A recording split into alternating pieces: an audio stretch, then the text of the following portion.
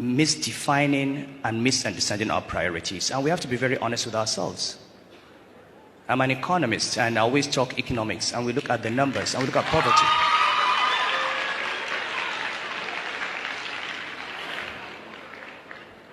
If you look at all the poverty indices in the world today, you find that in southwest Nigeria, the incidence of poverty is 20%. In the northwest, it is 80%.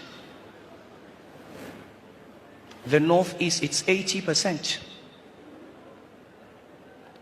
Why is it that the poorest parts of this country are the Muslim parts?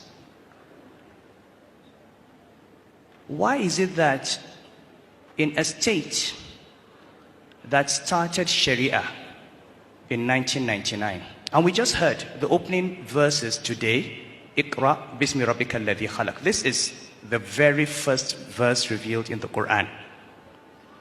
How come that the state that started Sharia is not the one that is the most educated state? In fact, how come that in that state in 2017, only 24 children got 5 credits in secondary school?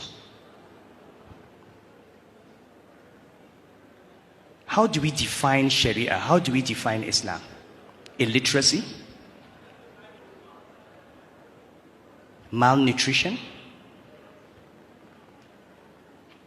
Children on the streets? We have to ask ourselves.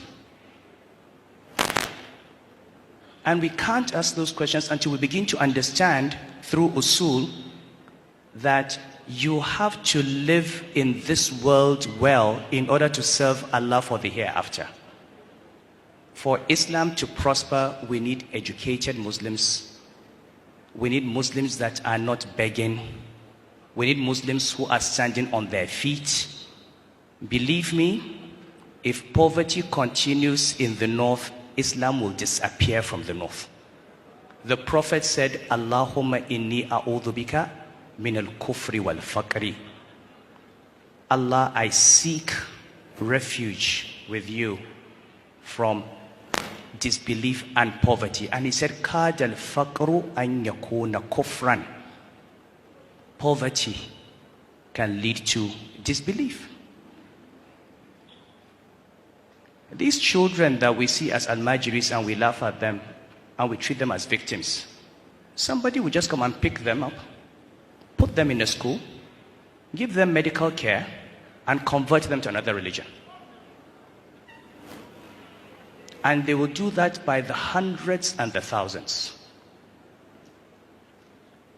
So, what we see on the street is a product of bad economic policies and wrong priorities. These children are not criminals, they are victims. What part of Islamic law, what verse in the Quran, what hadith of the Prophet allows a father to give birth to a child and leave the child to go and fend for himself?